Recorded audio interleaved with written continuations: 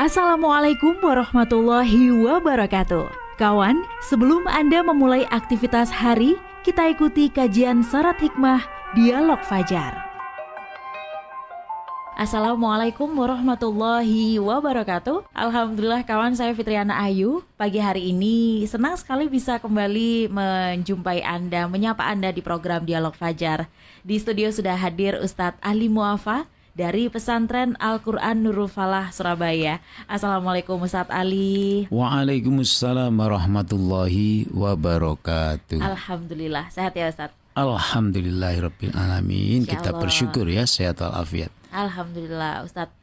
Pagi hari ini kita boleh ya Ustadz ngomongin soal kekayaan gitu ya Ustadz. Kenapa kan biar tidak? Semangat ya Ustadz ya. Iya boleh. Insya Allah. Betul. Kekayaan yang sejati Ustadz. Itu yang seperti apa sih Ustadz? Apakah berbentuk harta atau yang lain? Apakah kita ini juga selama ini sudah mencari itu atau bagaimana? Atau belum dicari nih? Nah, selengkapnya bersama Ustadz Ali Muafa. Bismillahirrahmanirrahim. Assalamualaikum warahmatullahi wabarakatuh. Waalaikumsalam warahmatullahi wabarakatuh. Bismillahirrahmanirrahim. Kembali kita menyebut asma Allah. Alhamdulillahirabbil alamin. Kembali kita bersyukur kepada Allah Ta'ala. Allahumma salli ala Sayyidina Muhammad wa alihi wa sahbihi ajmain. Kembali kita berterima kasih ya kepada Kanjeng Nabi Muhammad sallallahu alaihi wasallam. Beliau pernah mengatakan begini Mbak Ayu ya. Jadi kekayaan itu kalau nanti kita kaji ya, Masya Allah. Akhirnya pendapat orang-orang di dunia ini ya ada yang benar, ada yang hampir benar, ada yang kurang benar, bahkan ada yang tidak benar. Bisa-bisa begitu. Jadi gini, Nabi itu mengatakan laisal ghina an kasratil aradi walakinnal ghina ghinan nafsi. Nah, jadi akhirnya begini terjemah bebasnya. Yang disebut dengan kaya itu bukan, ini ada di redaksi awal, bukan karena banyaknya harta benda. Ini di redaksi awal. Redaksi berikutnya, walakinnal ghina ghinan nafsi. Tetapi yang disebut kaya sejati itu adalah kaya hati. Loh Mbak. Lalu kalau ya baik, kalau Mbak Ayu bertanya, saya punya uang per bulan itu 1 miliar. Amin, apakah ya saya, lah iya kan? Apakah saya kaya Mbak Ayu?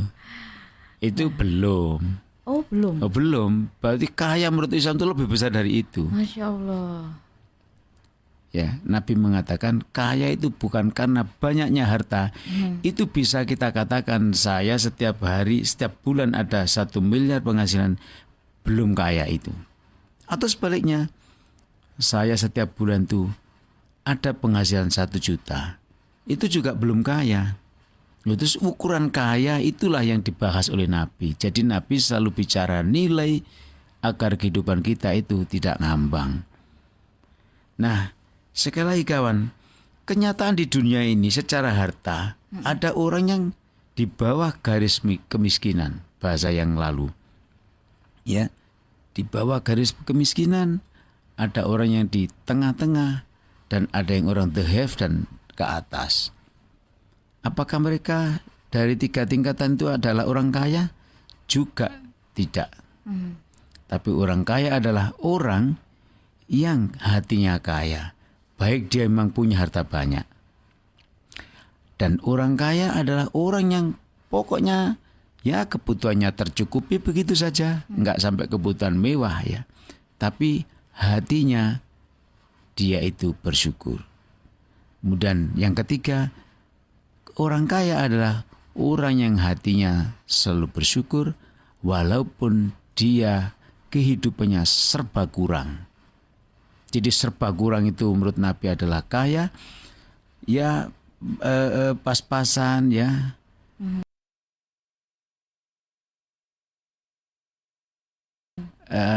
Ya sedang begitu, itu juga orang kaya.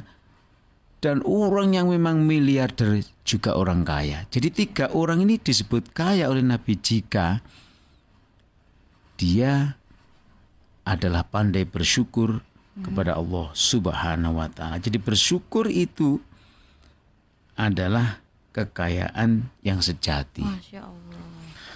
Gak mudah ya Ustadz ya.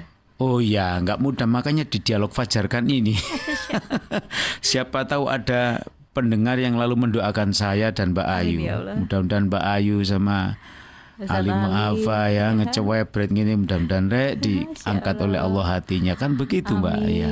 Pasti ada kawan-kawan yang mendoakan kita ini. Amin amin. Iya. Nah, jadi tidak diukur dengan banyaknya harta. Oke.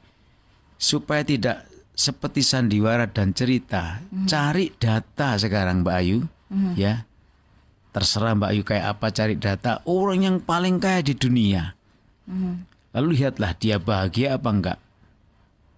Bahkan carilah orang yang paling kaya atau termasuk golongan kaya di dunia ini yang semua orang juga kenal, tapi ternyata mengakhiri hidupnya ya dengan tidak wajar.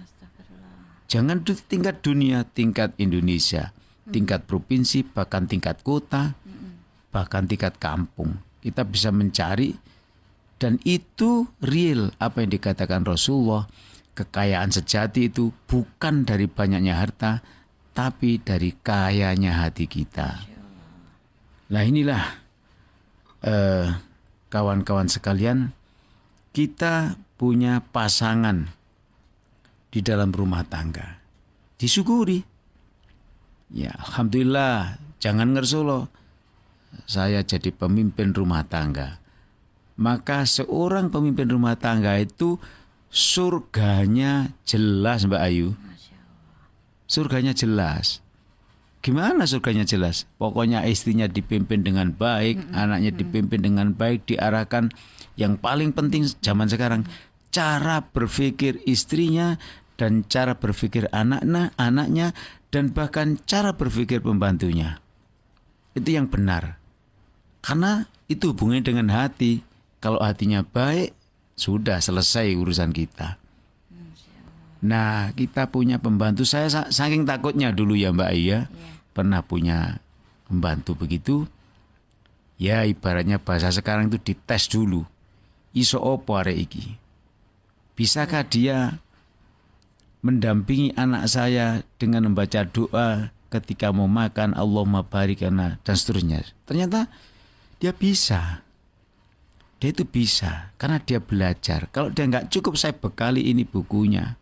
Kalau mau tidur bagaimana doanya, sikapmu bagaimana. Kamu caranya megang, sejengkel-jengkel hatimu menggendong anak saya, engkau harus mengatakan bersyukur ya Allah saya bisa menggendong anak. Bayangkan tangan saya keple gak bisa menggendong anak. Supaya kamu terhibur. Nah segitunya tanggung jawab kita sebagai seorang suami sampai pembantu pun dididik. Jangan lupa kawan, pembantu yang menjadi orang yang soleh atau solihah karena didikan seorang pemimpin rumah tangga, dia pahalanya luar biasa si pimpinan rumah tangga itu. Apa hubungannya pembantu nih? Ya, tapi Allah tidak pernah tidur. Pembantumu jadi orang yang soleh, orang yang jujur, orang yang baik. Gara-gara engkau menjadi pemimpin yang baik. Nah maka kita syukuri kita menjadi seorang suami. Ya, saya bilang tadi suargane terbentang luas. Maka Allah mengingatkan, ya ku ampusakum wa ahlikum naro. Jadi kalau kita terjemahkan dalam konteks kehidupan, milih swarga dan neraka, hai para suami, katakan kalau kamu pilih swarga, wis jelas, wis ladangnya udah jelas. Pimpinlah keluargamu itu baik-baiknya. Maka bersyukur dengan apa yang kita miliki, itu adalah sebuah kekayaan yang sejati. Semoga di Al-Fajar ini mendapat ridho dan barokahnya Allah Subhanahu wa taala. Kawan-kawan sekalian juga menjadi orang yang kaya sejati. Amin ya rabbal alamin. Ya rabbal alamin. Paripurna ya Ustadz ya. Iya. Tidak akan luntur insyaallah. Iya Selalu bersyukur. insyaallah. Terima kasih Ustadz Ali sudah mengingatkan, dan demikian kawan Dialog Fajar pagi hari ini. Saya juga Fitriana Ayu pamit ya. Wassalamualaikum warahmatullahi wabarakatuh. Waalaikumsalam warahmatullahi wabarakatuh. Program Dialog Fajar yang baru Anda simak kerjasama Suara Surabaya dan Pesantren Al-Quran Nurul Falah Surabaya, lembaga dakwah yang amanah, profesional, dan berbasis Al-Quran. Pesantren Nurul Falah mencetak guru-guru Al-Quran dengan metode tilawati dan tahfidz Al-Quran. Informasi dan pemberian donasi hubungi 031 828 1278 atau nurulfalah.org. Wassalamualaikum warahmatullahi wabarakatuh.